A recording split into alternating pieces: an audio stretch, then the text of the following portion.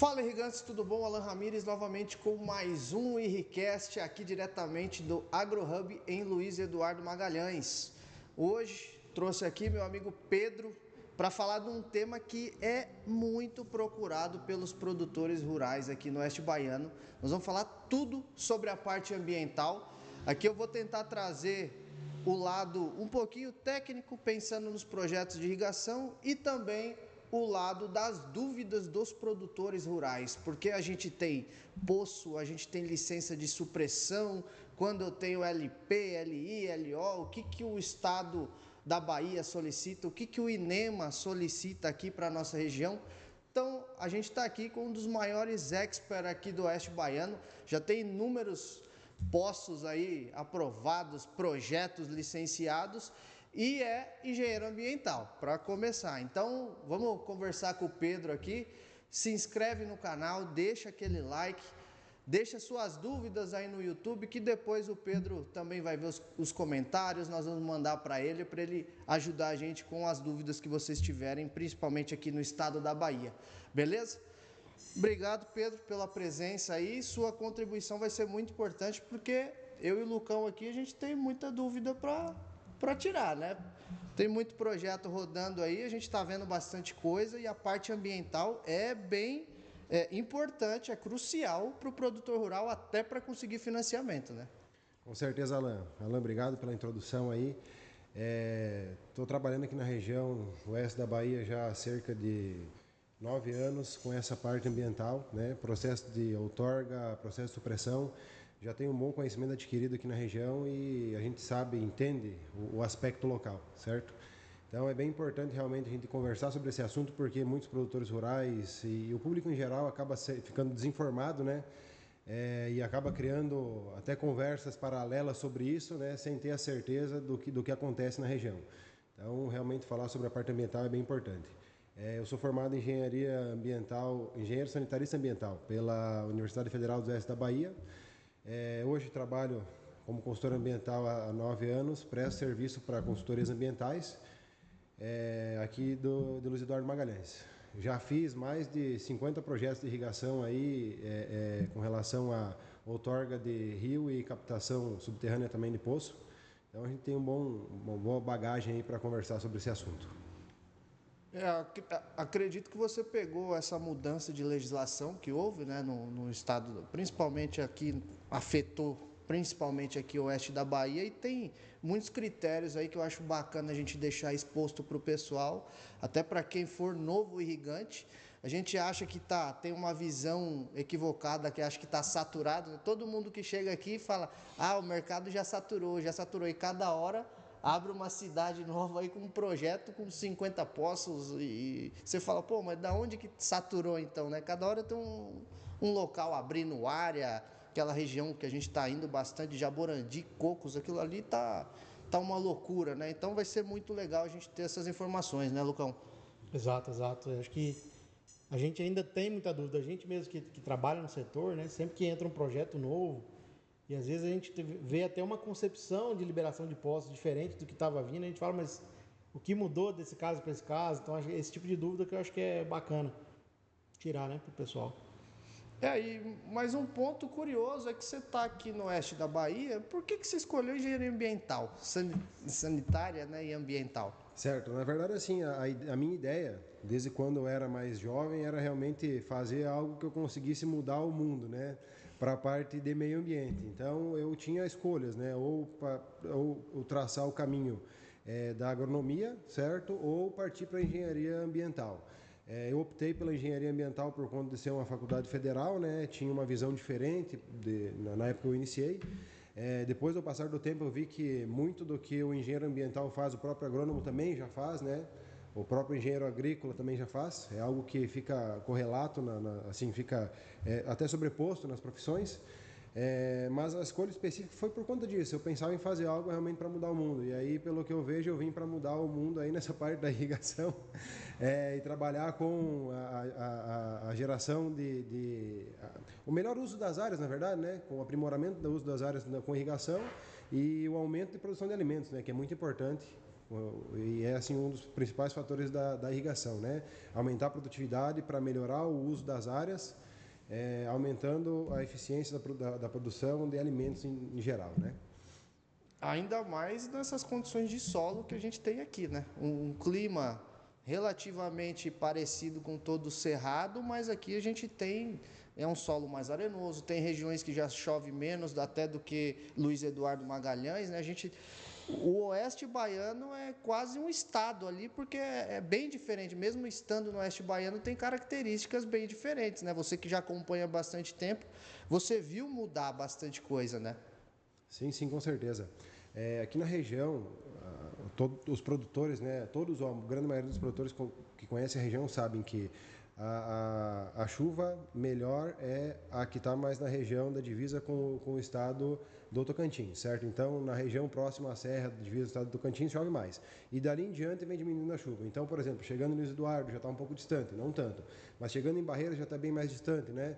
E indo em direção ao São Francisco, a chuva diminui muito mais. Então, digamos que a gente tem um índice pluviométrico de 1.600 milímetros próximo à Chapada, né? Próximo à região de quebra de relevo, que seja lá do Tocantins, né? Regiões como Bela Vista, regiões como a Roda Velha, né? Até mesmo o Rosário são regiões que chovem um pouco mais, certo? Então, vem vindo aqui para leste, a chuva vai diminuir. Então, Luiz Eduardo já tem um índice pluviométrico de 1.400 milímetros, mais ou menos, né? Barreira já é 1.200 e vai diminuindo. Eu digo assim, a região do município, né? Da cidade em si. Claro que Barreiras tem regiões que chovem 1.600 também, por conta da disposição geográfica do município, certo? Mas essa aqui é a disposição das chuvas. Então, por exemplo, um produtor rural que está cultivando lá perto do município de Barreiras, para ter uma segurança hídrica melhor, o ideal é que implante o projeto de irrigação, né? Para os municípios lá de Correntina, Jaborandi, Cocos, que a gente tem andado bastante também, já são regiões que chovem um pouco menos também. Então, o ideal para a segurança hídrica é ter um projeto de irrigação, né? Os projetos hoje eles estão seguindo muito a linha de não ser um projeto fixado numa vazão elevada para irrigar 2 safras consecutivas com uma segurança hídrica alta. Os projetos estão seguindo mais para o ramo de fazer uma irrigação de salvamento numa primeira safra, né, auxiliando os déficits hídricos, né, que está acontecendo na região, acredito que não só aqui, né, em todo o Brasil, até em todo o mundo, aí essa questão de déficits hídricos. Mas também fazer uma segunda safra, né? Talvez numa cultura com uma demanda hídrica um pouco menor, ou algumas áreas plantando uma cultura com uma demanda maior, mas deixando de plantar alguma parte de pivô, algum pivô, para ter esse equilíbrio de consumo de água, né? Os projetos de irrigação por poço estão indo para esse rumo.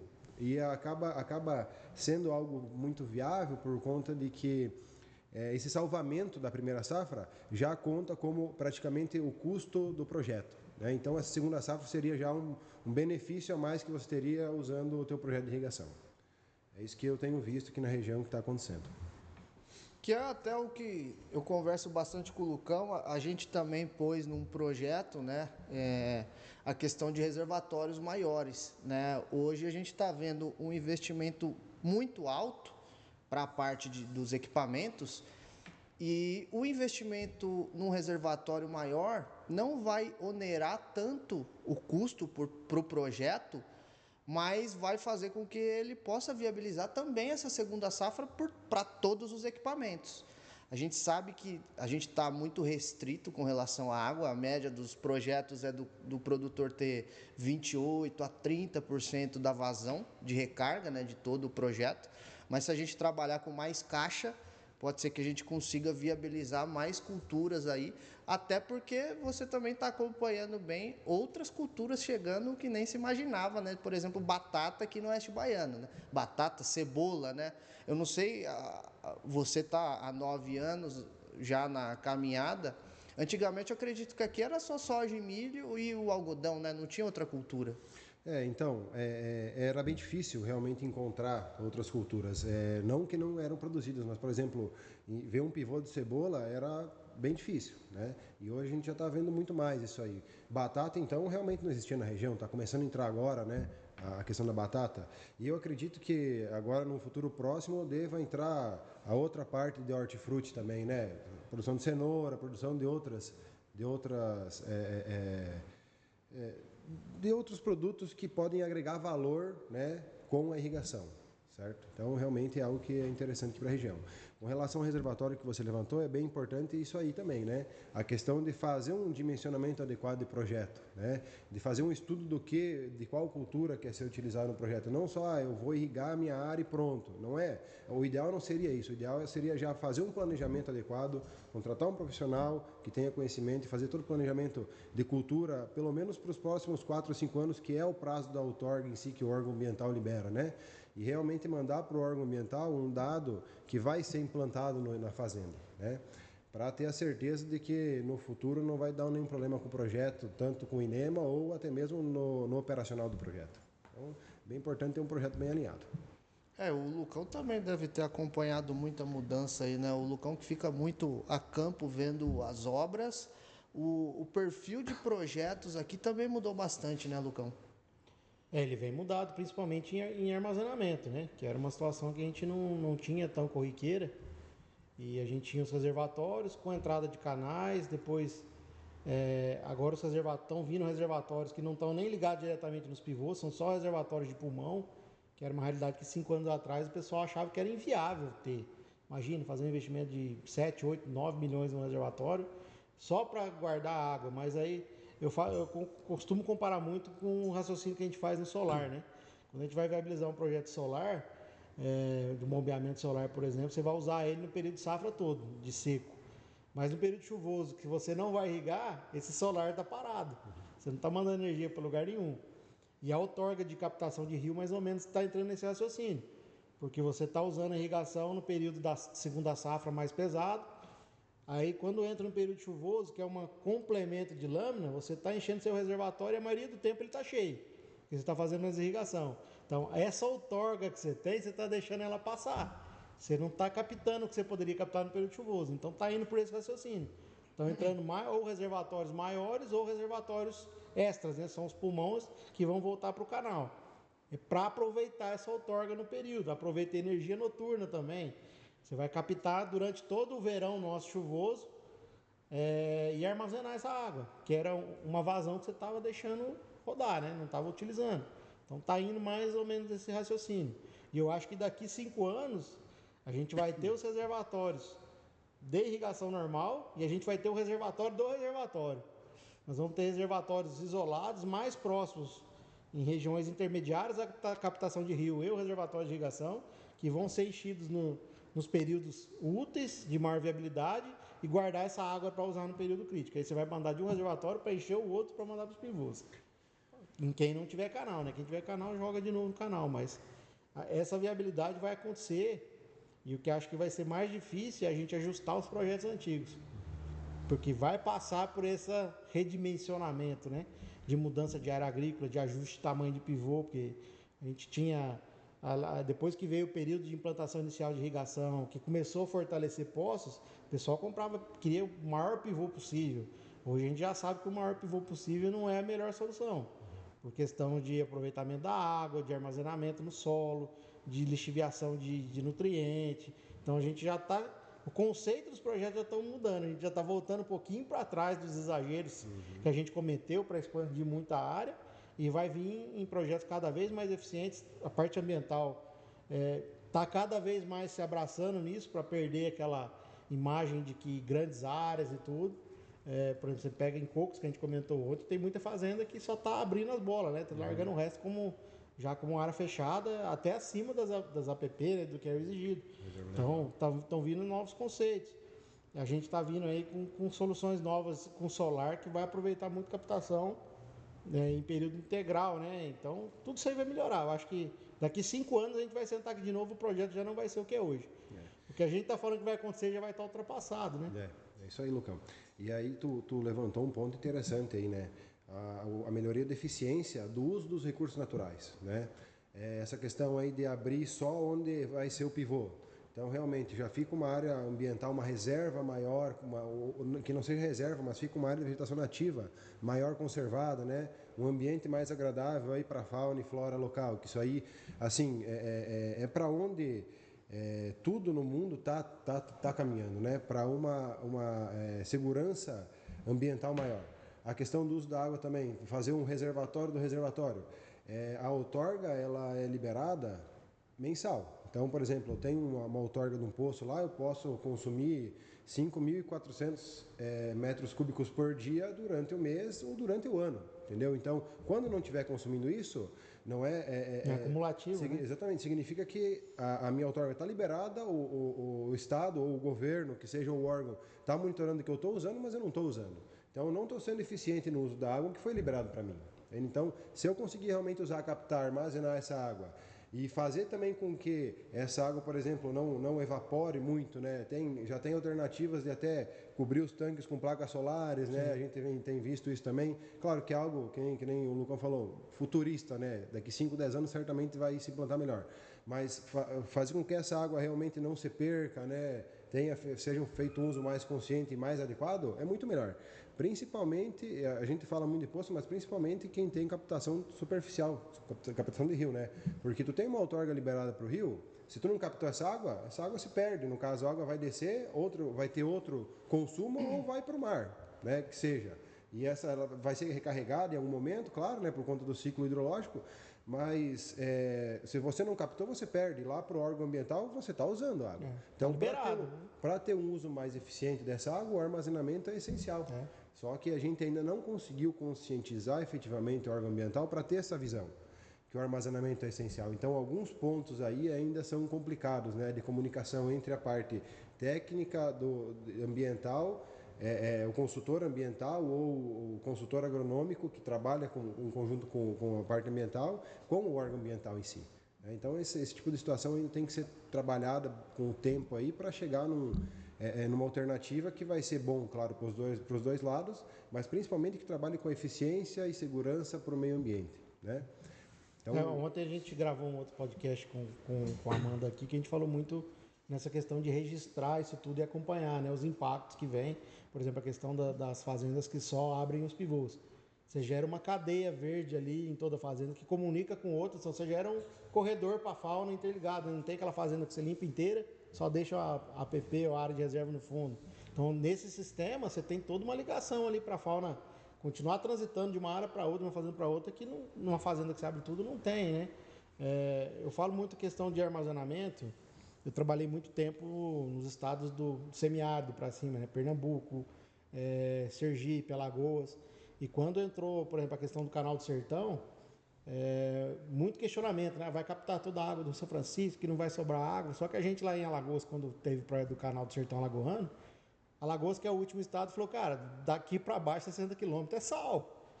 Ou a gente traz essa água para produzir tudo, porque hoje acho que capta 2% ou 1,5% da água que passa lá no Canal do Sertão Alagoano. Então 98% tá indo para o mar, entendeu? E o impacto desse armazenamento do canal e os reservatórios no sertão mudou o microclima total da região. Então hoje as regiões que passam o canal e tem os reservatórios é verde o ano todo, cara.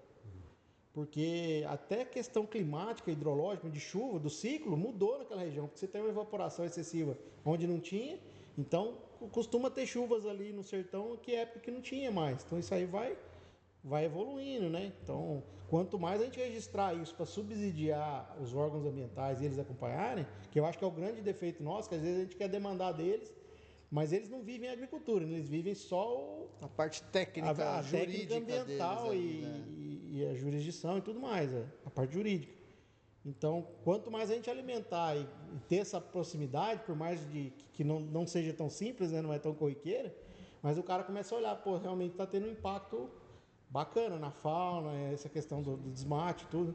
Então, eu acho que é um caminho meio que sem volta. E aos poucos eles vão ver esses reservatórios que estão tendo em regiões que não tem, estão vendo que o fluxo de água dos rios talvez não vai ter nenhuma alteração drástica, que a gente vai captar no período chuvoso, ou seja, um período que não é o crítico, né? Isso. Então, eu acho que aos poucos o pessoal vai entender. Ô Pedro, e até assim, o nosso público tem desde gente que projeta pivô até pessoas que estão tentando entender a agricultura.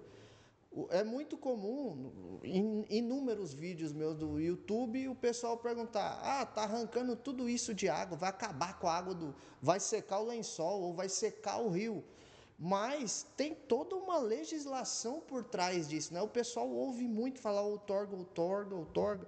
O que seria essa outorga de uma maneira simples para o pessoal entender? E tem todo um estudo por trás disso, né? A vazão que o produtor está retirando ali não é da cabeça dele, né? Ele está seguindo alguma legislação, né?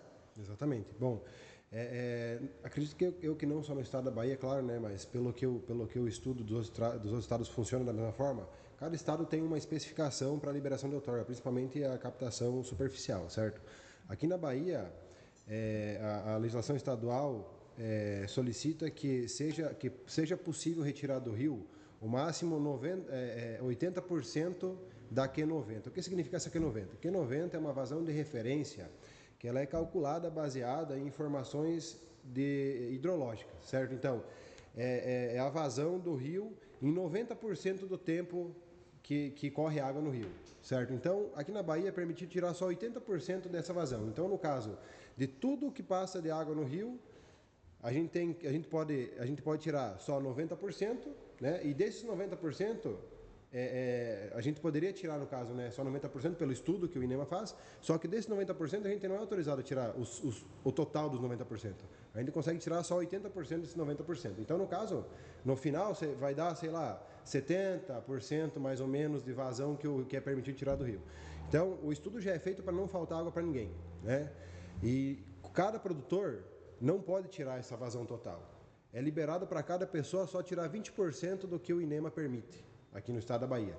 Então, por exemplo, alguém fez uma captação no rio lá, passa 100 metros cúbicos no rio. O cara pode tirar 70% praticamente desses 100, só que não pode essa pessoa só tirar esse 70%, ele pode tirar 20% desse volume, entendeu? Então, a conta acaba sendo um pouco complexa, né, de se explicar, mas é algo que o órgão ambiental faz para garantir que não falte água para ninguém, certo? No papel é fácil, falando é mais complicado, mas isso é importante ser dito, porque o órgão ambiental libera só o que pode ser liberado, ele não libera mais o que pode ser consumido. E normalmente aqui na Bahia tem uma gestão mais segura, que mesmo você tem um pouco de água ainda para liberar no rio, o estado prefere não liberar. Eles seguram por garantia hídrica, entendeu? Por garantia de déficit hídrico, eles seguram essa vazão. Para Poços é um pouco diferente, né? Para Poços é a questão de analisar a legislação estadual. Aqui na Bahia a gente tem um aquífero que é um aquífero muito rico, que é o aquífero Urucuia, né? Que abastece todos os rios da região aí pelos estudos que a gente conhece. E aí tem a legislação que era uma legislação de 2010, né, que tinha um certo distanciamento de poços. Em 2022 essa legislação mudou, o que trouxe um grande benefício tanto para o estado na questão de gestão como de monitoramento desses poços, e também para o usuário de água, porque ele tem um pouco mais de maleabilidade na localização dos poços, na formulação do projeto em si, certo? Então, essa legislação agora de 2022, ela diminuiu um pouco a distância entre poços e permitiu com que o proprietário do imóvel alocasse os poços em distância menores entre eles, não afetando corpos hídricos, né? Não diminuindo distância entre corpos hídricos e também não diminuindo distância entre propriedades vizinhas, para não gerar problemas aí de insegurança jurídica, certo? Então, a nossa legislação vai avançando cada vez mais para trazer segurança hídrica para o Estado e para o usuário também, né? Quando a gente fala em Estado, a gente fala para as pessoas, né? Para todos, no caso, né? E para o usuário também.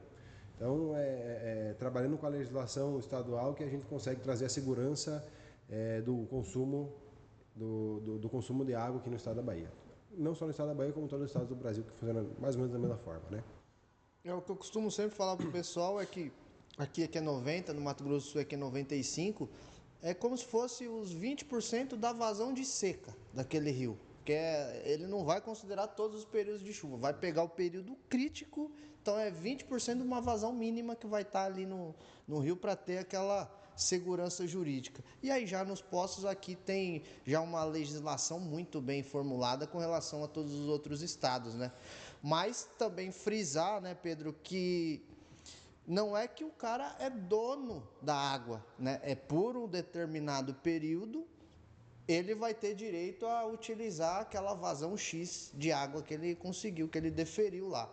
Porém, se tiver alguns conflitos ali, alguns problemas climáticos, nada impede de que o INEMA venha a regularizar novamente ali e achar um novo formato, né? Exatamente, e isso aí até já aconteceu aqui na região, na verdade, né? Um exemplo é o próprio documento da outorga em si, né? A portaria que o INEMA libera e fica na mão do proprietário e do INEMA, né? E também é um documento público, para consultar no site do INEMA consegue até ver esse documento lá. Na própria portaria de outorga fala que é concessão do uso do recurso hídrico. Entendeu? É concessão do direito de uso, mas esse direito pode ser tirado caso aconteça, por exemplo, um déficit hídrico na região, caso aconteça alguma por força climática, né? Alguma catástrofe climática, algo desse tipo. O órgão ambiental ou o governo estadual ou até mesmo o governo federal pode intervir e fazer o cancelamento ou fazer a restrição dessa outorga, né? Eu não vou lembrar certo o ano, mas se eu não me engano foi em 2017. Em alguns rios aqui da região oeste do estado da Bahia teve restrição de uso. O INEMA publicou uma portaria no Diário Oficial do Estado, se eu não me engano foi no mês de setembro ou outubro, tá? Restringindo o uso para certos rios que o proprietário não poderia utilizar nas terças-feiras, nas quartas-feiras essa água. O dono da outorga, no caso, né? O proprietário da outorga que teria o uso desse recurso hídrico. Então, o Estado tem o direito de restringir isso. E o Estado monitora, né? E o que gera mais segurança hídrica também, né? Não quer dizer que porque eu estou tirando algo ali, eu tiro o quanto eu quero, certo? E também o quando eu quero. É quanto eu posso, que foi permitido, e quando eu posso, que o órgão ambiental me permite, certo? Então, basicamente é isso. E tanto na questão de poços quanto captação superficial, também aqui na Bahia é obrigatória a questão do hidrômetro, né? Querendo ou não, é uma segurança a mais ainda para o Estado, né, Pedro? Exatamente. E assim, essa parte de obrigatoriedade, ela já vem desde 2015, por aí, certo? Dentro do Estado, porém, algumas portarias de maior volume vinham com obrigatoriedade. A partir de 2019, que foi lançado especificamente uma portaria falando sobre monitoramento de recursos hídricos. Então, 2019 foi a data que teve como ápice, né, a solicitação realmente do monitoramento. Então, a partir dali, 2019 teve uma portaria, 2021 teve uma melhoria dessa portaria. Então, todo mundo que perfura um poço e faz uso da água ou faz uso da água por captação superficial, precisa monitorar. Até mesmo os usos que são considerados dispensáveis, né? Que são as dispensas de outorgas, para pequenos consumos, para captação, por exemplo, para dessedentação humana, dessedentação animal, consumo humano ali. Mesmo essas pequenos consumos precisam ser monitorados. Claro que tem uma periodicidade diferente, né, da outorga do grande consumidor, mas tudo precisa ser monitorado. E esses dados aí têm que ser obrigatoriamente encaminhados para o INEMA, tá? O INEMA solicita na legislação deles que seja feita a telemetria dos dados. O que seria a telemetria? Encaminhar as informações para o INEMA em tempo real, certo? Porém, a gente está num período ainda de adequação, apesar de já ter 5 anos que foi lançada a primeira legislação que solicitou a telemetria, está num período de adequação do INEMA para receber esses dados. O produtor rural, no geral, né, que é o grande consumidor de água aqui na nossa região, tem as informações já prontas para encaminhar para o INEMA, né? Porém o INEMA ainda não consegue receber em tempo real. Então, como que essas informações são encaminhadas? Periodicamente, conforme a própria portaria do INEMA solicita, né? A própria portaria da outorga, né, que foi concedida pro uso da água, solicita. Então, encaminha a cada 1 ano, a cada 6 meses ou a cada 3 meses, entendeu? Já vi outorga que é solicitada a cada mês, todo mês tem que encaminhar lá para o INEMA a informação. Tá? Então, realmente existe um monitoramento desse consumo, existe uma preocupação tanto do órgão ambiental como do produtor rural de cumprir essas condições aí que são impostas para ele. Tanto que se ele não tiver todos esses dados, ele não consegue renovar, né, a outorga dele. Pegando esse gancho também, hoje como que está a questão de prazos? Porque aqui é diferente, né? Aqui você tem a PPO, depois a outorga. E também para captação superficial. Qual que é a validade de cada uma? Como que funciona cada uma dessa aqui na Bahia? Pronto. Como o Alan falou aqui, a gente tem a primeira solicitação, por exemplo, eu quero fazer um projeto de irrigação. Eu tenho que primeiro verificar se eu tenho água disponível no meu imóvel. Normalmente a gente verifica primeiro a captação água superficial de rio, né? Porque ainda hoje fica mais barato, né? Você pegar a água do rio para irrigar, certo? Então, beleza, minha propriedade não tem rio, então a gente vai partir para captação subterrânea, tá? Com relação à captação de rio, o processo é direto pedido de outorga, certo? Pede a outorga para o órgão ambiental, o órgão analisa, tem disponibilidade hídrica, libera a outorga. Normalmente 4 anos o prazo, o prazo médio 4 anos. A outorga pode ir até 5 anos, mas porém pode ter menos prazo, tá? Digamos que você pediu a outorga ali, concedeu para 4 anos, mas você quando foi renovar, alguma condicionante não estava adequada, né? O INEMA pode até liberar, mas com prazo reduzido para você operar até apresentar condicionante. Existe isso também, tá? Captação superficial seria isso. Pediu a outorga, liberou 4 anos. Pode ser menos, mas em média 4 anos.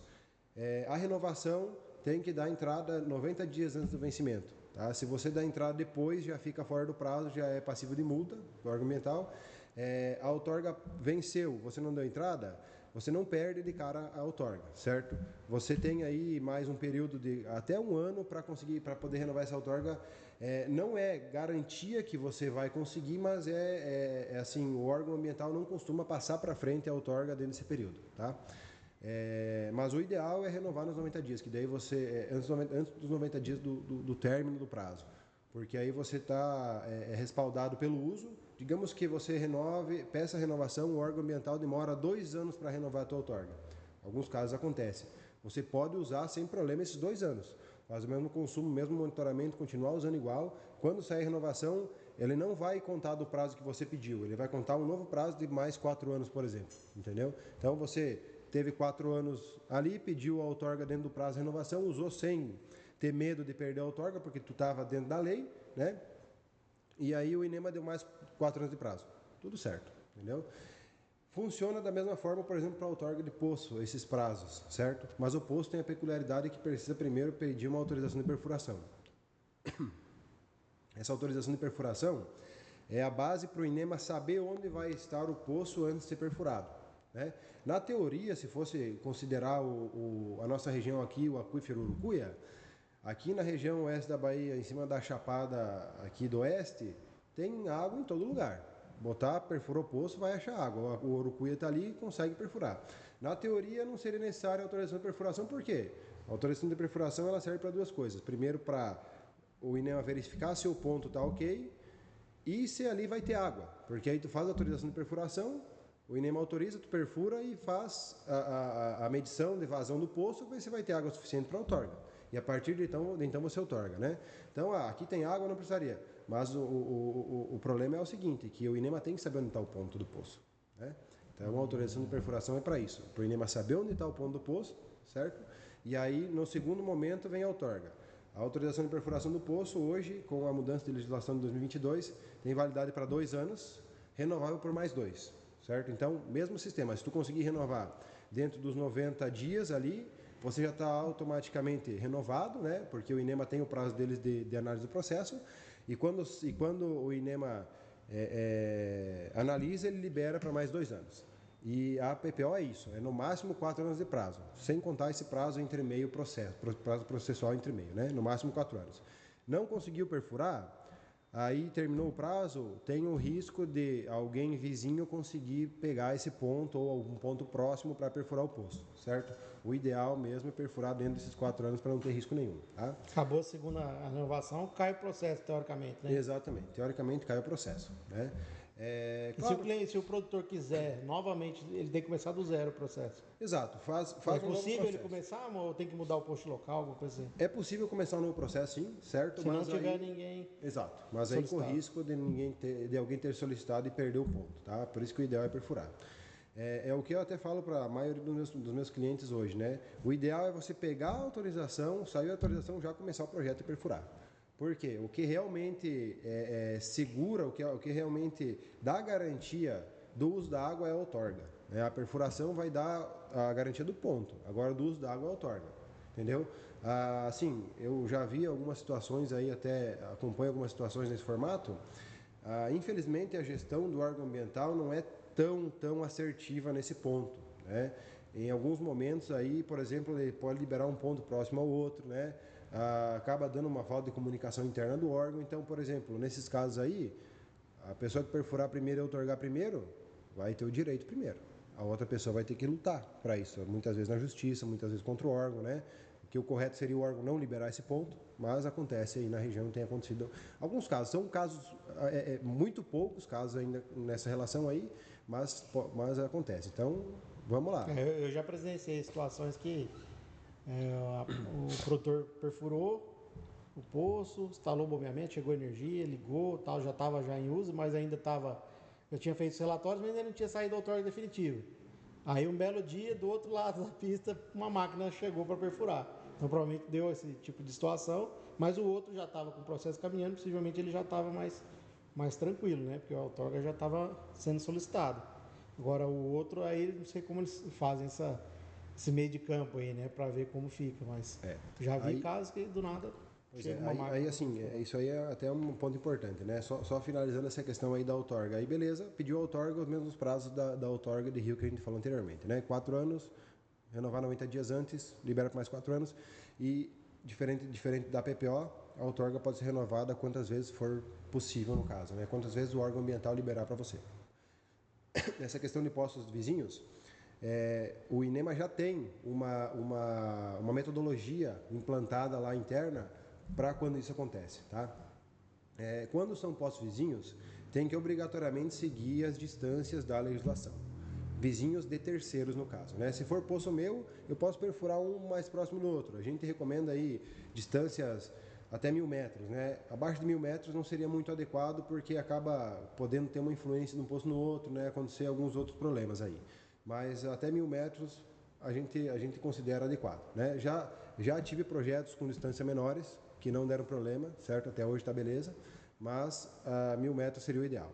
Quando é poço vizinho de terceiro, tem que seguir as distâncias da legislação. Então vamos lá, para poço de 100 metro cúbico, 500 metros entre poços, para poço de 200, 1.000 metros entre poços, poço de 300, 1.500 metros entre poços, poço de 400, 2.000 metros e poço de 500, 2.500 metros. Tem um vizinho lá que tem um poço de 300, tu vai lá e perfura teu poço de 300 a 500 metros do poço dele, né? O vizinho perfurou, tem outorga. Beleza, você foi lá e gastou 600 mil para fazer um poço de 300 e vai pedir tua outorga. O INEMA vai chegar lá na outorga, o INEMA vai notificar e falar, teu vizinho tal tem um poço a 500 metros do teu ponto. Tá? Para viabilizar a liberação do teu poço, a gente precisa que vocês, os dois, no caso, apresentem um teste de vazão de 120 horas, monitorando o rebaixamento do aquífero, certo? Do lençol freático, né? E a vazão dos poços. Então, com esse estudo, e esse estudo comprovando que dentro dessas 120 horas, nem o poço do teu vizinho, nem o teu poço tem impacto de, por exemplo, acabar a água, entendeu? De gerar algum problema aí no projeto futuro, acabando a água ou rebaixando muito o lençol, o INEMA libera a outorga. Tá? Por que o INEMA faz dessa forma? Por conta da segurança jurídica.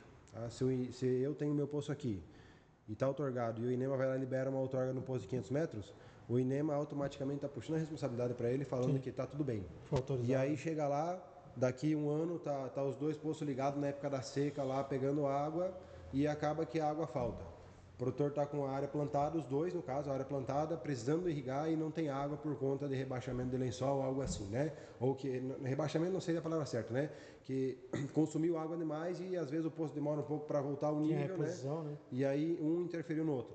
Aí o que o produtor vai fazer? Vai lá no INEMA e vai processar o INEMA ao INEMA. Como assim tu me liberou?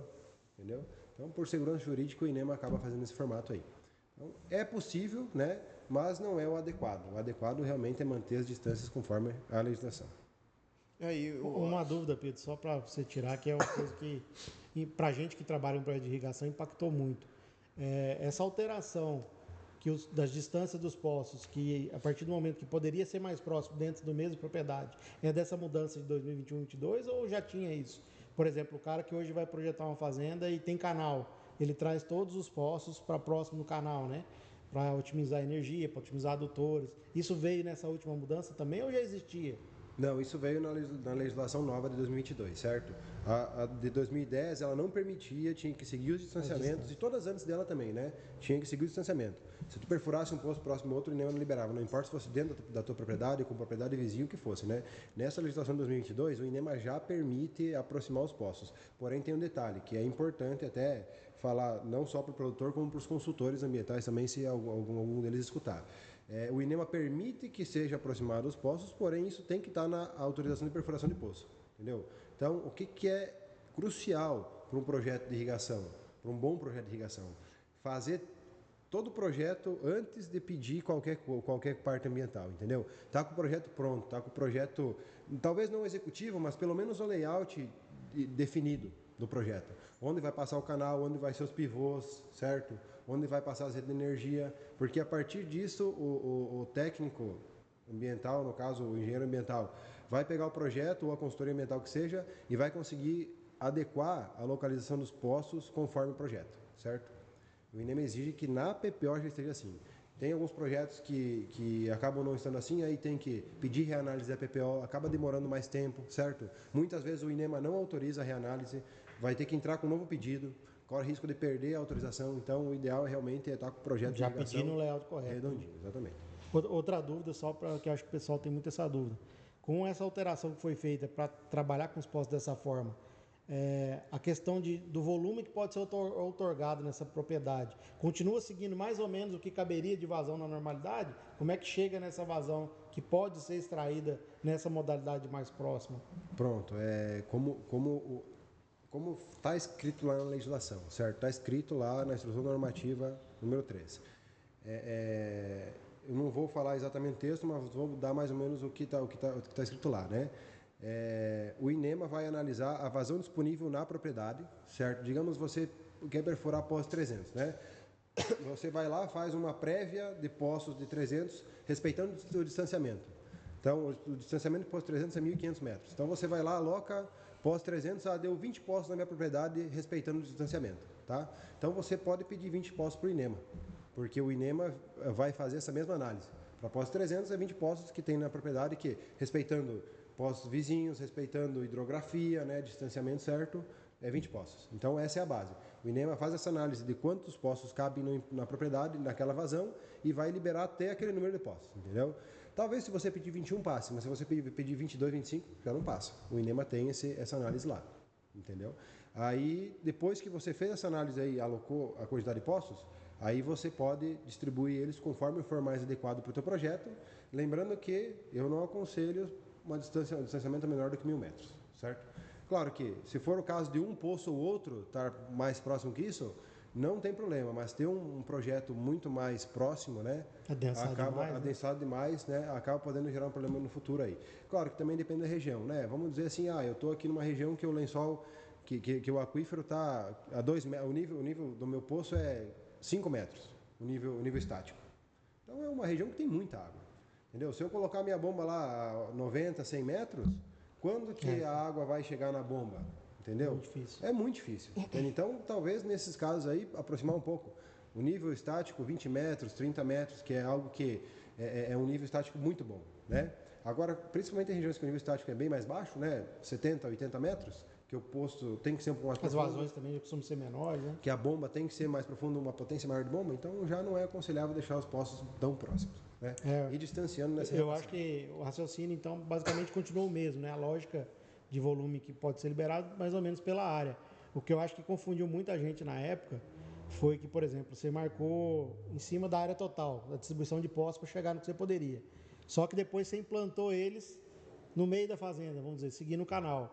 Quando um vizinho fosse solicitar, como é que ele aferiria se os raios batem? Porque, por exemplo, você computou na hora de levantar um volume, o poço na lateral da fazenda, próximo à cerca, por exemplo. Depois você deslocou ele para próximo do canal, respeitando os 1.000 metros, mas você tirou ele, né?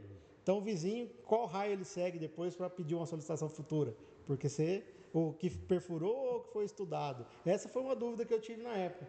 Mas eu achei interessantíssimo quando abriu essa oportunidade, porque otimiza demais os projetos, principalmente no caso que a gente fala em desmate e tudo, quando a gente vai perfurar longe, o pessoal faz estrada, tem que passar a rede elétrica, hoje a gente evita, traz para o centro da área de agroprodução, que já está limpa, também otimiza a questão ambiental, né? E dificilmente vão ter duas fazendas vizinhas em que as duas vão colocar na cerca todos os postos, né? Porque aí quer dizer que Então, essa situação aconteceu muito até com o período de pandemia, que a gente teve o pico de solicitações, né? O pessoal já comprava a fazenda aqui e já saía fazendo os projetos para solicitar. Então, o cara fechava ao máximo a fazenda, porque se o vizinho comprasse uma área nova, né? Regiões de abertura aí, Correntina, São Desidério, o pessoal já comprava e já saía vendo isso, porque para não perder a outorga, se algum vizinho comprasse e fosse fazer a mesma coisa, poderia perder o raio, né? Alguma vazão. Principalmente as fazendas mais estreitas, né? Que sempre foram um problema para plantar irrigação aqui. Isso aí acabou gerando alguns conflitos, até, de vizinhos, né? E aí, conflitos e conversas, né? Alguns momentos até eu, como consultor, passei por isso e consegui adequar os projetos, né? Um vizinho cedia um poço para o outro, para ficar um projeto mais redondo, né? Isso aí aconteceu. Hoje em dia já não tem tanto esse risco aí, né? Porque consegue adequar os projetos aí à área e alocar os postos da melhor forma possível, né? Você citou essa questão da segurança jurídica do próprio INEMA.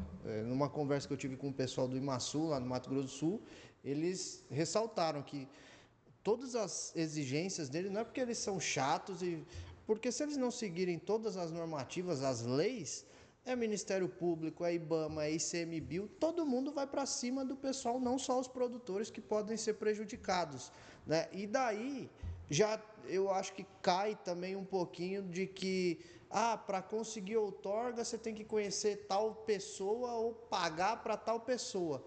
Eu vejo que tanto aqui na Bahia como em outros estados é estritamente técnico, né? Todos os processos de quando a gente fala de água, né? É uma análise muito criteriosa, né, Pedro? Certo, sim, esse aí é um assunto um tanto delicado também, né? Mas na parte técnica, né, como você falou, é realmente isso aí, é a análise do órgão ambiental, verificando se tem disponibilidade hídrica e liberando, entendeu? Principalmente rio, né? Rio que é o ponto mais delicado, né? Porque um grande produtor ou um grande consumidor de água, né, seja produtor rural, seja indústria, o que for, começa a consumir muita água num determinado rio, e esse rio começa a passar por algum tipo de estiagem na parte sequente, né, no caso a jusante do rio, a primeira coisa que vai acontecer é as comunidades próximas ao rio começar a se rebelar, né, a começar a ir atrás dos órgãos ou ambientais ou que seja Ministério Público ou judiciários, né, para conseguir uma resposta disso, né? Então, a parte técnica tem que ser bem afinada, tem que estar bem alinhada e trazer uma segurança hídrica para isso, né? Trazer uma segurança não só hídrica, uma segurança jurídica, principalmente para isso. E é até um ponto que eu sempre falo para o pessoal, principalmente o produtor aí que vai começar a mexer com o projeto de irrigação, vá a um consultor. Se você está no oeste da Bahia, procura o Pedro, mas se você está em outros estados, procura algum consultor ambiental que já trabalhe com irrigação, né, Pedro? Porque você regularizar um posto de combustível, um dentista, um escritório qualquer, uma obra qualquer na cidade, é muito diferente de um projeto de irrigação que é estritamente técnico e cheio de critérios, né? Eu acredito que você já deve ter corrigido aí inúmeros processos de gente que faz um monte de tipo de licenças e achou que irrigação seria só mais uma, né?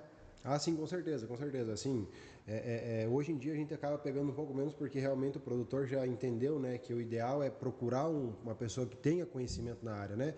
Mas há 3, 4 anos atrás vinha muito projeto que o pessoal jogava um poço 2 ou jogava um monte de poço de qualquer forma, né? Não seguia os distanciamentos, aí quando ia fazer o redimensionamento do projeto, cabia mais 2, 3, 4 poços no projeto ali que era mal feito, né? Então realmente é muito importante procurar alguém que tenha conhecimento, né?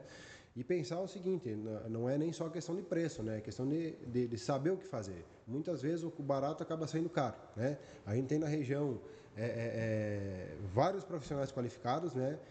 Eu faço o meu lobby principalmente, que eu tenho certeza de que um projeto meu vai estar redondinho, vai estar adequado, mas eu conheço outros profissionais que também são bons aqui na região e conheço profissionais que não são tão bons também, né? E que as pessoas acabam pegando o projeto e acabam vindo para nós corrigir, ajustar e melhorar alguma coisa sempre, né? Então a gente tem que ter um cuidado aí, o produtor tem que ter um cuidado nisso. Eu não sei se o Lucão já se deparou, mas eu já me deparei em outros estados, do cara assumiu para fazer a outorga e o cara me perguntando coisas básicas assim que seria ele que teria que fazer toda a parte estrutural do processo ali, que o cara não sabia nem o que era um pivô. Então, é o que eu sempre recomendo para os produtores: vai em alguém que já emitiu outorgas de irrigação, que o cara não vai estar perdido no processo e não vai atrasar, porque é um processo muito demorado, né? Tem regiões aí que demora mais de ano para sair. Lá em Minas Gerais, né, Lucão? Quanto tempo que o produtor não fica pendurado lá para sair outorga? As regiões que já estão mais acostumadas com o processo de irrigação, é mais rápido. Agora, as regiões que estão abrindo, né, que o pessoal não está adaptado, nas regionais aí do órgão, aí até acostumar, entender o processo. Porque assim, a mesma forma que você falou que às vezes pega um técnico que não conhece, quem está no órgão também naquela região também não está acostumado ainda. Então também tem que consultar talvez a capital e tudo para entender como faz, né? Tem muito ponto aí para a gente bater, mas um outro ponto crucial aqui que eu estou vendo o pessoal ficar de cabelo branco é com relação à supressão, né, Pedro?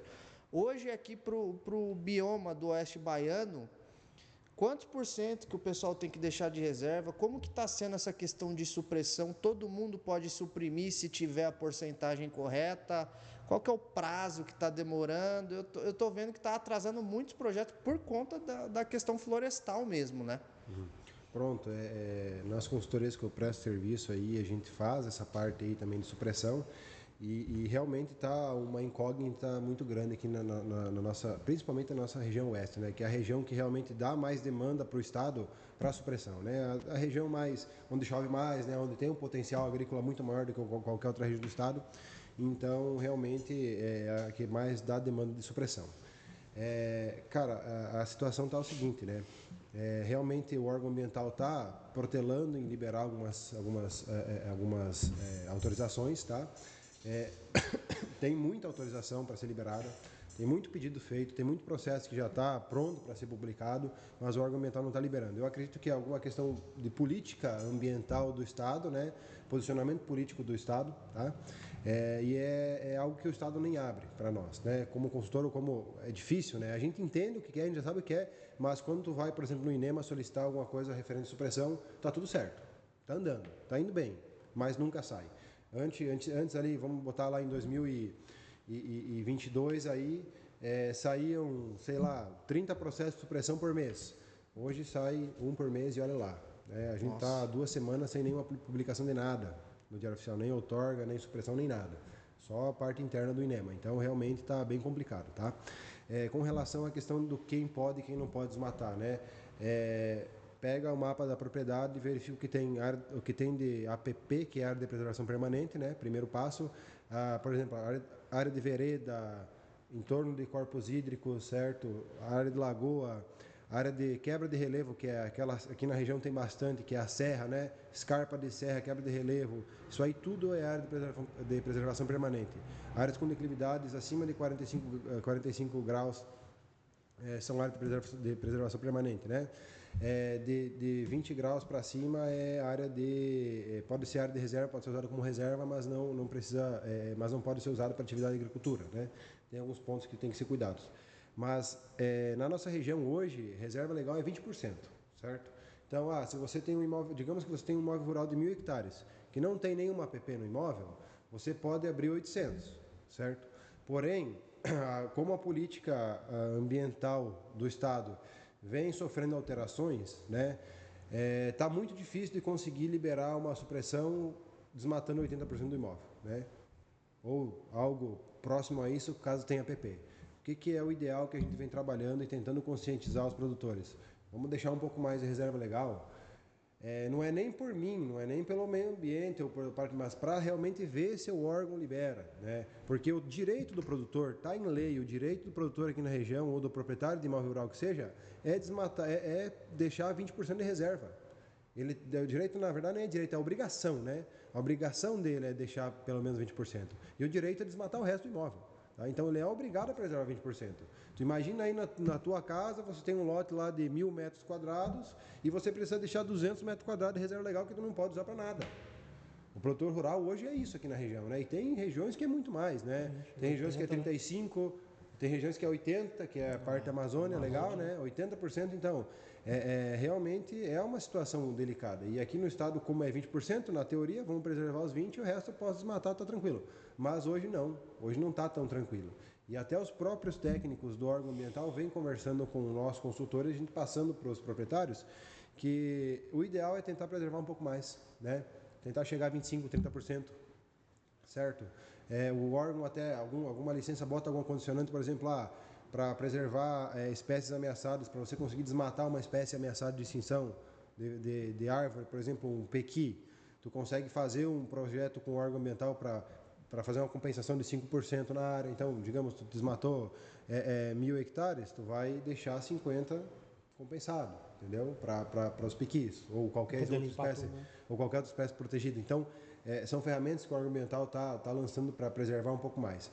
Mas eu acredito, assim, não dá para falar um número certo, mas eu acredito que num prazo não tão longo vai mudar a política de meio ambiente do Estado e vai aumentar essa reserva legal. Para 30%, 35%, 40% deve ser os valores que eles vão trabalhar, certo? Até por isso que eu acredito que não está sendo liberado tanta supressão, porque eles estão reformulando essa legislação para chegar no momento e liberar a legislação e fazer a adequação de todos os processos que estão lá travados, certo? Pode ser um pensamento muito distante meu ou algo fora do comum, mas é nesse caminho que eu venho pensando nesse tempo aí, por conta da falta de liberação, certo?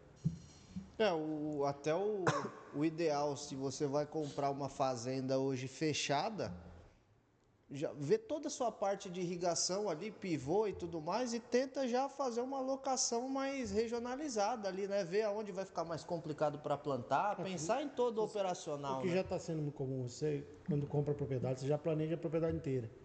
Então, dentro dessa visão que o Pedro passou, possivelmente no planejamento agrícola, de irrigação e tudo, você vai ver que tem algumas áreas que você pode dispensar, né? Vamos assim dizer, bordas de calcinha na lateral toda da fazenda para formar um corredor ali. Às vezes não vai pesar dentro da produção. Dá para ele viabilizar a propriedade e ainda abrir mão de um pouco mais de área de produção. Então, dentro do planejamento, às vezes você consegue chegar a isso, né? Hoje... de certa forma, mais uma vez, o produtor demonstra de livre e espontânea vontade, talvez, que ele pode, às vezes, compensar de alguma forma. Alan, que eu ia te perguntar ali, você que é projetista vai saber responder muito melhor do que eu. Com relação a essa questão aí de irrigação, né? Um bom projeto de irrigação utiliza quanto por cento da área útil do imóvel para irrigação? Mais ou menos quanto, que é o número de um bom projeto? Hoje uma área que consegue aproveitar muito 70%, 75% é o que vai estar na média, mas não é a grande maioria. Muitas áreas aí a gente vê com aproveitamento entre 60% e 65%. Porque se a gente pegar da concepção do pivô, ele é um círculo, então de uma área retangular, ele vai aproveitar 80%. Isso daí a matemática não vai mentir. Porém, a gente não tem áreas perfeitas, né? A gente sempre vai ter a área meio circulada, sei lá, vai ter os formatos. É difícil. Aqui, embora sejam áreas muito planas, mas você não vai ter uma área que é totalmente esquadrejada, né? Você cansou de pegar áreas ali para ver a parte de regularização, que elas são totalmente desenhadas, né? Mas se o produtor tiver 75% da área irrigada, putz, Eu acho que aí é quase o supra-sumo da coisa. de qualquer projeto de irrigação. Naquele conceito de deixar algumas calcinhas, porque normalmente, na pior das hipóteses, o primeiro plano tiver que reduzir, o cara vai deixar as calcinhas laterais, né? Mas o cara, às vezes, deixar uma calcinha do meio, aí você, acho que 60 não passa. Se precisar adequar, né? Ele consegue manter a área irrigada como está e só aumentar a verde, diminuindo a área de sequeiro. Assim, que é uma lição que as áreas de pouca água, as regiões de pouca chuva, estão dando, né? Não está limpando o resto, porque não vai conseguir aproveitar para nada, deixa verde. Até para o próprio operacional, né? O cara vai ter só uns biquinhos lá na ponta da área para o cara ir com máquina lá fazer um plantio todo recortado, e aí ele só vai conseguir fazer a safra de soja e olhe lá, porque vai ficar limitado com relação à chuva. Então, às vezes, o cara não é nem interessante ele pegar, e aí já ganha mais uma porcentagem ali. Por isso que é importante, às vezes, o projeto no início de tudo. É. Porque muitas vezes o cara deixa para projetar o projeto de irrigação depois que ele já abriu. E aí, possivelmente, ele pode eliminar até o custo da limpeza da supressão, porque se ele já vê no projeto preliminar ou executivo dele que ele não vai nem precisar daquela área, ele não precisa suprir. Hoje, por hectare aí, é uma média de R$ 6.500 por hectare, para você abrir uma área, limpar, fazer perfil, base, né? é alto o custo, né? Exatamente. Então ele pode economizar ali e investir numa outra estrutura que ele vai aproveitar, né? Muitas vezes 6.500 é o preço de um hectare de fazenda aqui na região, em alguns locais, né? Então, realmente era nesse ponto que eu queria chegar mesmo, né? Que além de tu economizar, né, no preparo do solo, preparando só o pivô ali, ainda ganha o benefício ambiental, né? Deixa uma vegetação aí a mais na fazenda para ter um benefício ambiental em relação a isso, né? Então, realmente é importante essa questão aí. E a gente vê até uma questão de segurança também, né, Pedro? Aqui na Bahia o pessoal deixa muito nas bordas de fazenda para o pessoal que está passando nas estradas não ver a fazenda, deixa aquelas tiras do mato, da própria vegetação nativa ali, ou planta eucalipto, né? Você vê muita fazenda ali na 349, onde o pessoal planta na beira da rodovia toda, para quem está na rodovia não ter acesso à fazenda, né? É isso aí, exatamente. Que aí vira uma segurança a mais, né, Lucão? Ah, com certeza. Só fecha, né? E aí, principalmente num projeto de pivô, né? Que envolve muitos custos. E aí, por exemplo, lá tem um cabo de energia lá no pivô. O pessoal vai lá e acaba furtando esse cabo. Acontece muito aqui na região isso, né? Então, ou que seja qualquer outra parte do pivô que seja mais menos pesada, né? Que seja possível carregar. Acontece bastante. Então, isso aí acaba melhorando até a segurança do imóvel. Fica até a dica para o pessoal que está fazendo instalação nessas propriedades grandes. Chegou a parte de cabeamento, já deixa tudo na sede, né, Lucão? Você já deve ter visto acontecer problema Desceu aqui. no chão, já pode correr que a gente já teve cabos roubados em menos de 10 horas depois da descarga. Nossa Senhora. Deu nem tempo para acabar a conferência, já tinha roubado. Meu Deus do céu. Ainda mais nesse abertura de área. A gente está falando de abertura de área, não está só vindo gente da irrigação, está vindo de todos os setores. O cara está construindo uma sede, está construindo uma pista de avião, está fazendo rede de luz dentro da fazenda. Então, a circulação de pessoas ali é gigantesca, né? Você tem gente que você nem imagina que está dentro da sua fazenda e todo cuidado é melhor prevenir do que Ah, com certeza. É isso aí mesmo. quantidade de cabo para esses projetos aí de 10, 15 pivôs é muita coisa, né? Um volume de material que é gigantesco, né? E para essa parte ambiental aqui, você nota que tem alguma peculiaridade que tem aqui na Bahia? Porque assim, a gente tem aquela questão, né? O Estado, ele pode ser mais restritivo do que a União, se ele quiser. Aqui tem alguns casos em alguma cidade, algum município, aquele município é mais difícil de licenciar.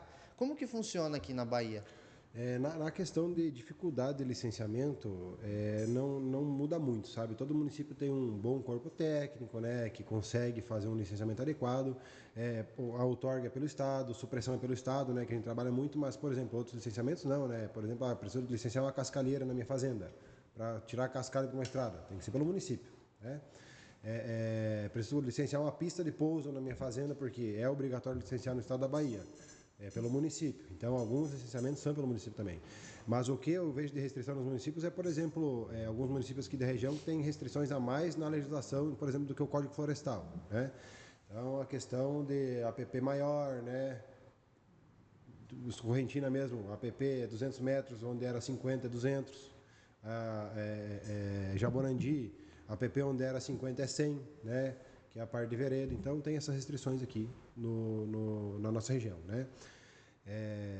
Mas a questão, tipo assim, que a gente estava conversando antes, de aumento de reserva legal, né? Se for necessário no futuro, ainda não tem, mas eu acredito que o perfil do Estado que está se configurando é isso, né? Para ter essas alterações aí no futuro. Minas Gerais, como lá já tinha muitos reservatórios, muitos piscinões, passou-se a exigir licenciamento para reservatórios artificiais também, né, com ART e tudo mais, tudo certinho. Aqui na Bahia a gente precisa licenciar um piscinão, um canal, ou ainda não chegou nesse ponto? Na verdade, o canal sim. O canal já tem na legislação, certo? Do Estado da Bahia, que é uma estrutura licenciável, tá? A depender do porte do canal, licencia pelo município ou pelo Estado, certo? Mas o canal é licenciável. O reservatório ainda não. O reservatório ainda não tem na legislação. Na verdade, tem uma parte da legislação que muitos confundem, que ela fala que reservatórios até 200 mil metros cúbicos não precisam de licença, mas são reservatórios que são feitos por barramento, certo? São barramentos e intervenções em corpos hídricos com esse montante aí de armazenamento, certo? O reservatório artificial em si não tem nada na legislação que trata isso. Até porque realmente a nossa legislação do Estado ela vem de 2010, depois teve um decreto estadual de 2014, 2012 aí que fez a Normalmente alteração, os reservatórios são em área consolidada também, né? Em 2018 teve uma alteração do decreto e a parte da questão do reservatório aqui é muito nova, né? Então, 2010 aí para frente que começou realmente, né? 2015 que deu esse aumento de construção de reservatório. Então, o Estado ainda não está enxergando muito isso, mas é outra situação que eu vejo que não vai demorar muito tempo a ser licenciado, porque realmente é uma obra grande, né? É uma obra que gera algum risco ambiental, por exemplo, um problema no reservatório que acaba o reservatório estourando, né? Pode causar um dano ambiental considerável aí, né? Então é algo que com certeza o Estado deve analisar aí no futuro para incluir numa tipologia de licenciamento. É porque a gente vê muitos reservatórios em beira de rodovia, beira de estrada, isso daí pode configurar algo passível do pessoal querer ter alguma precaução ali, né? Ou vamos garantir que o reservatório esteja bem estruturado, ou vamos garantir um plano B caso ele estoure. Tem que fazer uma barreira de contenção, ou Tem alguma coisa. muitas fazendas que tem captação mista, que tem rio, né, próximo. Essa água vai descer para lá, né? Exatamente. Pega a região de Jaborandi, Cocos, Correntina, que tem uma declividade maior, né? Próximo uma vereda, por exemplo, um reservatório estourado descer para uma vereda. Exatamente, aí pode causar um dano grave aí, né? Erosão e tal, né? Então, com certeza vai ser algo que no futuro aí o Estado deve abrir o olho para licenciar, com certeza. E isso, o papel do consultor ambiental também não é de querer prejudicar o produtor, pelo contrário, né? É deixar ele o máximo seguro para que num futuro, caso aconteça algo, ele já esteja todo regularizado ali ou todo preparado para qualquer situação, né, Pedro? Com certeza, a gente está aqui pronto para representar o produtor rural no que for necessário, principalmente nessa questão minuciosa de legislação, né? Porque a legislação muda a todo momento, né?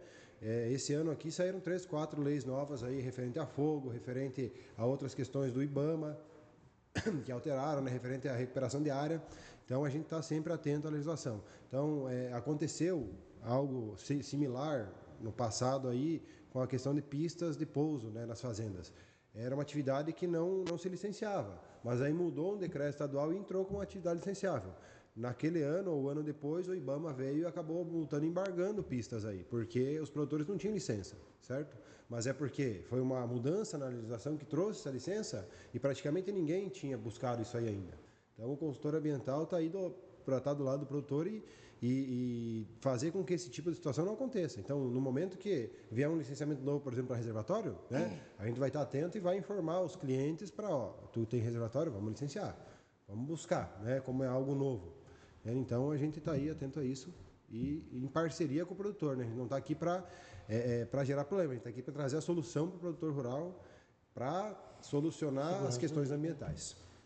Antes ele já ter um projeto já previamente planejado do que ele precisar depois de um advogado, né? Que aí ele vai precisar do consultor novamente, né? Para poder ter todo o embasamento técnico, que o advogado ele vai interpretar a lei. Agora, o consultor ele vai ter toda a bagagem técnica ali para deixar o processo robusto, né?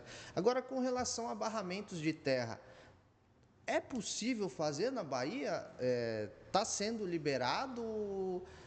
Se estiver sendo liberado, tem alguma exigência que tem que ser cumprida pelo produtor? Como está essa questão aqui? Pronto. Barramento é possível fazer na Bahia, tá? É uma atividade licenciável, tá no decreto estadual, tudo certinho, porém é uma atividade muito difícil de ser liberada a licença, tá? O INEMA até libera uma outorga de concessão, concedendo o direito de uso da água para barramento, certo? Mas quando vai entrar na licença prévia do barramento, normalmente o INEMA não autoriza a licença nem a licença prévia, entendeu? Por quê?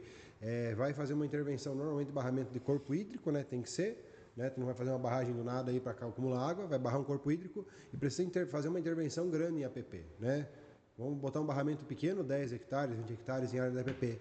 E aí o INEMA não costuma liberar por conta disso, porque precisa fazer intervenção em APP, desmatar a área da APP, muitas vezes desmatar a área de reserva legal, que já está aprovada, então precisa fazer uma relocação de reserva, né? Então acaba sendo um processo bem complexo para ser feito. Não que o INEMA, não que não exista a possibilidade, existe, tá?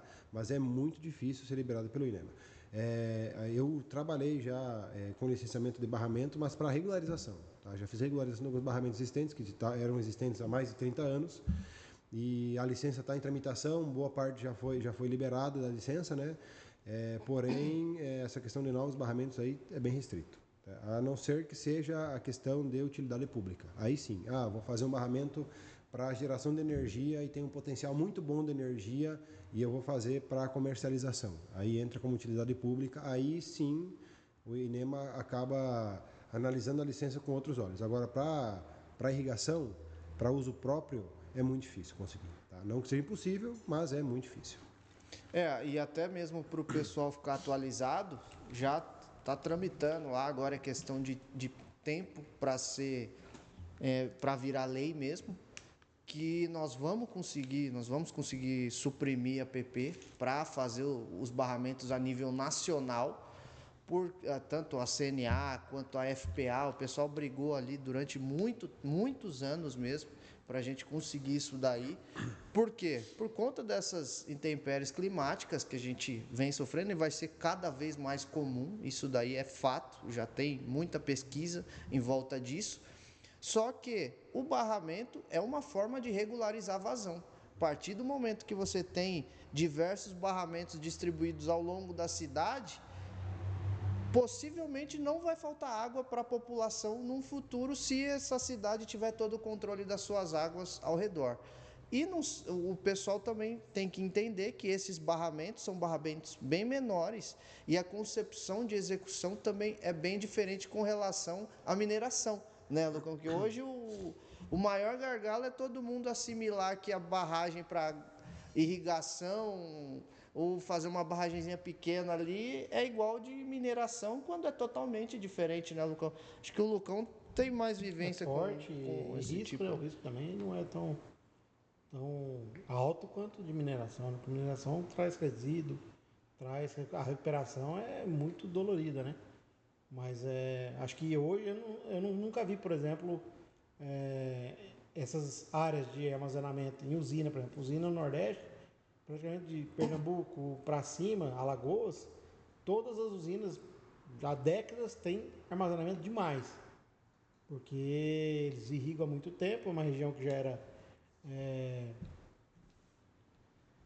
transição ali, não é semiárido ainda, mas tem muito cânion, então tem barramentos altos lá, e é muito antigo, então lá já é consolidado no ambiental do estado a importância do armazenamento, porque eles sempre sofreram, lá sempre foi mais agudo, né, a transição de período, aqui ainda a gente não sofreu tanto, né, mas tem regiões que já é bem consolidada a questão de armazenamento de água para uso tanto para irrigação e acaba sendo segurança para o município, porque tem muitas dessas represas que desaguam num leito de um rio que está a captação municipal depois.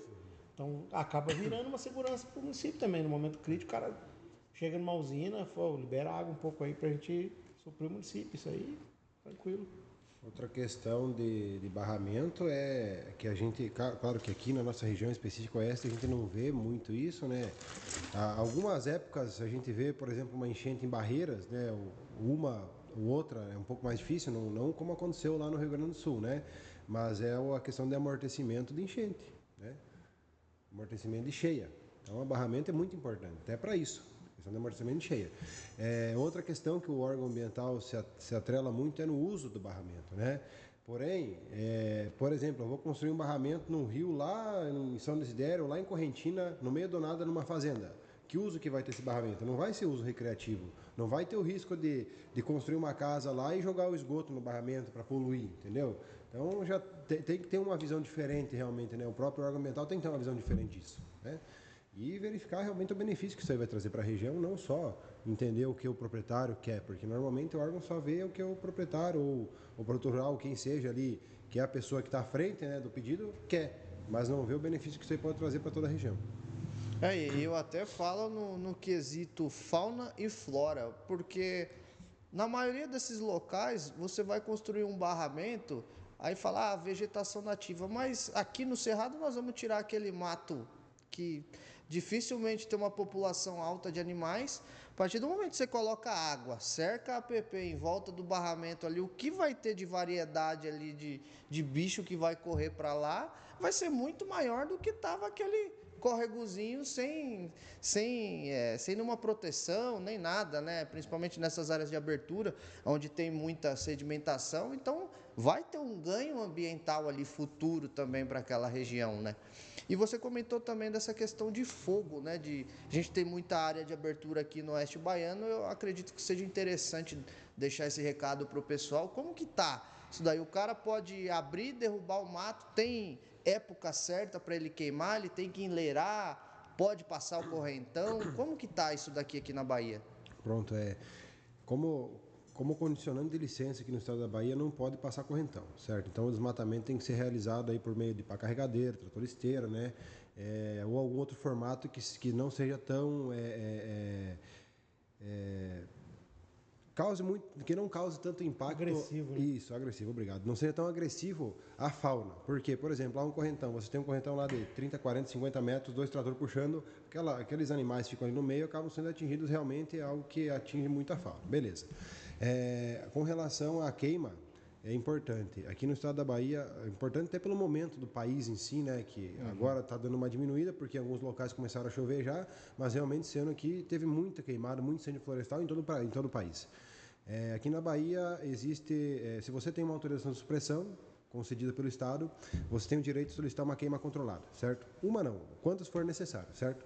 Então, uma declaração de queima controlada, tá? Essa declaração aí vai te autorizar a queimar os restos de resíduos, os resíduos de supressão, tá? Importante ressaltar, não é a lenha, não é a madeira, tá? A legislação do Estado da Bahia exige que a madeira seja tirada, certo? E você ganha um benefício em tirar essa madeira, porque aí você consegue descontar na reposição florestal obrigatória o que tu tirar e consumir. Se tu comercializar, o terceiro que comprar essa madeira de você tem que pagar a reposição florestal obrigatória, tá? Mas se você retirar a madeira e armazenar e consumir dentro do próprio imóvel de alguma forma, você não paga a reposição florestal sobre isso. Tem que manter material fotográfico, tem que ter um relatório sobre isso, né? Mas, então, a queima, ela não autoriza queimar madeira, e sim os resíduos de supressão. Folha, galho de árvore, esse tipo de situação aí, raiz, pode ser queimado na queima controlada, tá? A queima controlada aqui no estado da Bahia, ela é liberada pelo INEMA também, tá? Praticamente um ato autodeclaratório, você faz um projeto ali que é analisado pelo INEMA, um projetinho base, é analisado, mas ele não é um processo demorado. Analisa, libera o boleto, analisa, tipo assim, o próprio analista que pega o documento para confirmar se está ok, ele já analisa e libera o boleto para pagamento. Liberou o boleto, pagou o boleto, já sai a queima controlada. Ela tem validade de 45 dias, então nesse prazo de 45 dias tem que efetuar a queima. Caso não efetuou, tem que pedir uma nova queima. Se efetuar depois do prazo, está fora da lei, certo? E essa queima controlada, normalmente, ela é travada pelo INEMA no período mais seco, que é de setembro a novembro, mais ou menos. Esse ano, teve uma publicação no Diário Oficial em setembro, que travou, ou foi final de agosto, agora não lembro certo, ou foi final de agosto ou foi setembro, que travou a queima controlada até novembro, tá? Essa queima pode ser liberada antes? Pode. Se, por exemplo, agora em outubro, a gente está no dia 10 já, né? Mas digamos que agora, do dia 10 em diante, garra e chover, caia água de monte aí, chova muito. O INEMA vê que começou a chover bem, que estabilizou a chuva já, começa a liberar a queima controlada de novo, tá? Então, tem esses prazos para serem cumpridos. E a queima controlada é um manejo essencial para a supressão, né? Porque não tem outra forma de você manejar, por exemplo, as folhas e os restos de galho, as raízes, principalmente de catação, né? Não tem outro manejo. Então tem que ter a queima controlada aí. Uma dúvida aí que o pessoal pode estar. Então, normalmente a queima libera o período para se fazer. Exato. Não é a quantidade de ação que você vai fazer. Porque às vezes você faz uma queima, sobra um pouco de material, né? Aí você faz novas leiras, né? E pode depois tacar de novo. Dentro desse período. Dos 45 dias pode, exatamente. Agora, passou os 45 dias, tu tem direito de pedir outro. Mas tem que pedir o documento, porque senão tu vai estar fora do prazo. Certo? Mesmo que seja autodeclaratório ali, tem que estar com o papel na mão. Né? O português, claro, tem que estar no... Exato. Hoje é muito fácil, né, a questão de imagem satélite. Até tem um aplicativo que eu estou usando agora da NASA aí que tu vê o foco de incêndio, entendeu? Começou a pegar fogo na fazenda, tem algumas fazendas que eu presto serviço aí que começou a pegar fogo na fazenda, o pessoal já me mandou, tá com foco de incêndio lá. Aí eu fui acompanhando dia a dia a movimentação do fogo de incêndio para verificar como é que era. Não, quando chegou na fazenda eu já sabia, tá todo mundo alerta. Então, por exemplo, se tu botar fogo lá numa leira na tua fazenda, esse software aí da NASA que monitora por imagem satélite todo o planeta, vai ver que tu botou fogo e vai dar um alerta, entendeu? E esse alerta fica registrado. Então, digamos que tua queima controlada terminou o prazo hoje. Vou queimar mais um dia. É arriscado, entendeu? Pode ser que o órgão ambiental use dessas tecnologias e venha lá e te multe, porque tu queimou fora do prazo. Não sei como vai comportar, mas esses dias o pessoal da região lançou um aplicativo também, né? Para se postar foco, né? Não sei se você viu isso, não sei quem encabeçou, mas foi lançado um aplicativo para se colocar. Então, às vezes, o pessoal vai ver o incêndio que é autorizado, mas vai ver como um incêndio de longe, o fogo tal região. O aplicativo tem a localização, provavelmente vai ter uma checagem que às vezes não é o comum, mas no período que a gente estava, né, pode chegar alguém para fiscalizar alguma coisa que estava coberta. Com certeza. Eu acredito que a gente conseguiu abordar muitos temas hoje aí, né? Deu para passar uma mensagem. Não sei se o Lucão tem mais alguma dúvida para retirar. Eu acho que o produtor que for irrigante ouvir esse podcast, eu acredito que ele vai estar bem embasado ali na questão toda de licenciar todas as áreas da propriedade dele ali no quesito irrigação ou na parte de supressão, que são hoje... Se a gente for pegar a questão de outorga e licença, é um gargalo muito grande a nível nacional, né, Pedro? O cara tem que estar muito bem instruído, até mesmo do cara que vai estar do lado dele, para, se o cara tiver pressa de investir, tem que ser com alguém que já tem experiência ali tanto na outorga quanto no licenciamento, né? Sim, com certeza, com certeza. E assim, ambos os projetos não são projetos simples, né? A outorga, ela tem um pouco menos de documentação, mas é um projeto mais técnico, mais de cálculo, né? Um pouco mais criterioso.